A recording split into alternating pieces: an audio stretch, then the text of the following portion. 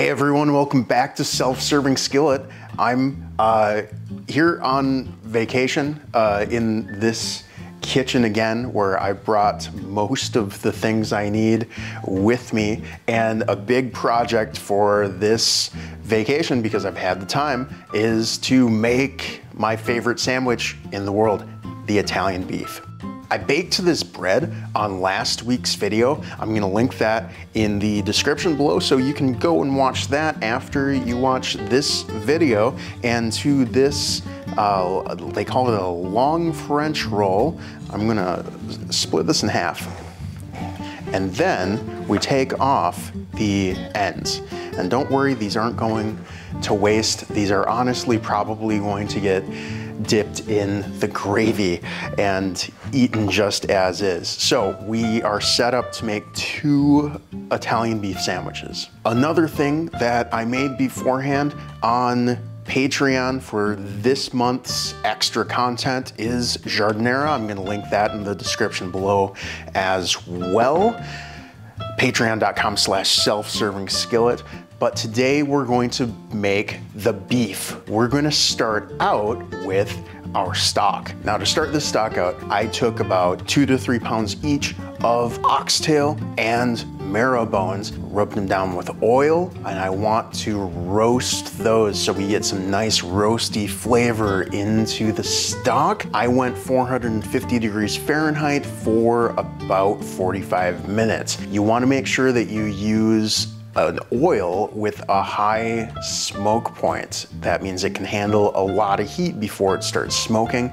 Otherwise, you're gonna set off your smoke detectors. Once those are done roasting, I'm gonna get them into a pot. I'm going to cover them in water. Anything that came out of the beef in that roasting process is also going in that pot. And I'm gonna add to the pot 2 onion and a garlic, 2 carrot, 3 celery. And I also added a little spoon of peppercorns. I'm using white peppercorns because that's what I brought with me. Use black peppercorns if you've got them. If you don't have peppercorns at all, maybe at the tail end of this stock, you can add some cracked black pepper and strain it out later. That's gonna simmer for about 4 hours. Really low simmer here. We want all that flavor to get out into the stock. And after that, we're gonna strain that and separate it off from the pot. Wipe out the pot. Neutral flavored oil. We want to sear this big chunk of meat on all sides before we effectively braise it. Once that beef is brown on all sides, I'm gonna lay it down in the pot so that it sits nice and shallow, and I'm gonna cover it almost. We want a little bit sticking out with my stock. So we're effectively making a double stock here, and into that, we're gonna add some more vegetables. So I'm going in with an onion and as many garlic halves as you can fit in there, or as you want. I went with 4. My spice blend is gonna be a little spoon of crushed red pepper, peppercorns, dried oregano, onion powder, toasted coriander, and smoked paprika. I also want a couple bay leaves in here. Celery seeds are pretty traditional, but I can't find them anywhere. So what I'm using are a few of these celery leaves that are going to give our stock such a wonderful flavor. You wanna bring this back to a simmer, cover it, stick it in the oven on very low. I'm talking like 250 degrees Fahrenheit, which is about 120 Celsius, for an hour, until the middle of that is reading somewhere around 130 degrees, 55 Celsius. I'm gonna pull that out of there and I'm gonna wrap it in plastic wrap while it's warm. I wanna keep all of this moisture inside, and this is especially useful if you don't have a deli slicer. If you're slicing with a knife, you want all of those juices to stay inside, and you want it to firm up a little bit before you cut into it. So plastic wrap, maybe turning it and wrapping it the other way, and stick it in the fridge. I went went overnight, you only have to go a couple hours until it's cool. So here we have our chunk of beef. This is a round roast, by the way. Round is the word that you're looking for. Round comes from the butt. You got a nice round butt. So that's what you remember. Now, if you're looking at the beef itself, that's a good example right here. How the grain is going this way.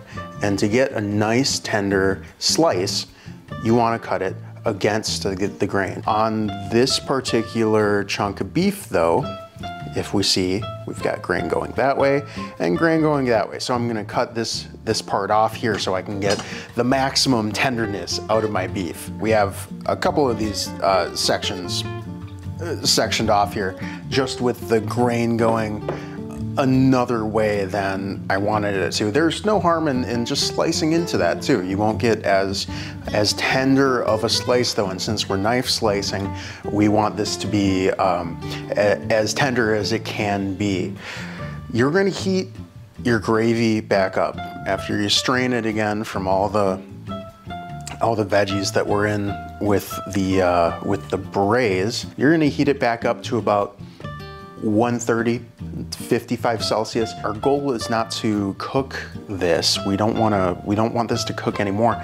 We do want it to be warm. We want it to warm up in our gravy here so that we can put it on our sandwich. So with a very sharp knife, sometimes you can get more control with a serrated knife and get those nice and thin, but if you keep your knives sharp, you can do the same thing with a chef's knife and get this nice and thin. You're not gonna get as thin as a deli slicer, but that's the price that you pay for not spending $1,000 on a slicer. And in my line of work, I could probably find somebody that has access to a deli slicer from one of the various restaurants that I've worked at or that I have friends working at. But that's not the point of this show. This point of this show is to show you how to do it. You keep this thin and you keep your gravy not so hot, you're gonna get a nice, tender Italian beef sandwich. So what you do now is take all of that beautifully sliced beef and put it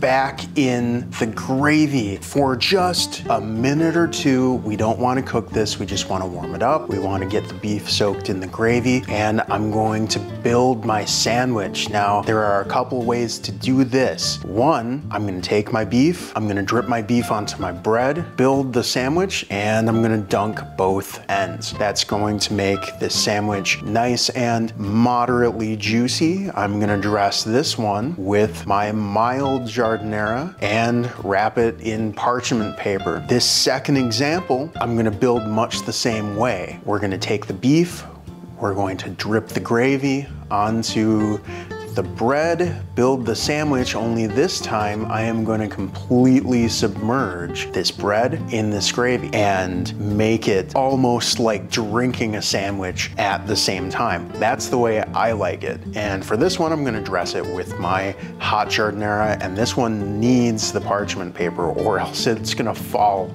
apart. So let's see how I did here. It's my dunked beef. We just peel back on that parchment paper slowly. It's gonna have crazy beefy flavor with some of that hot giardiniera.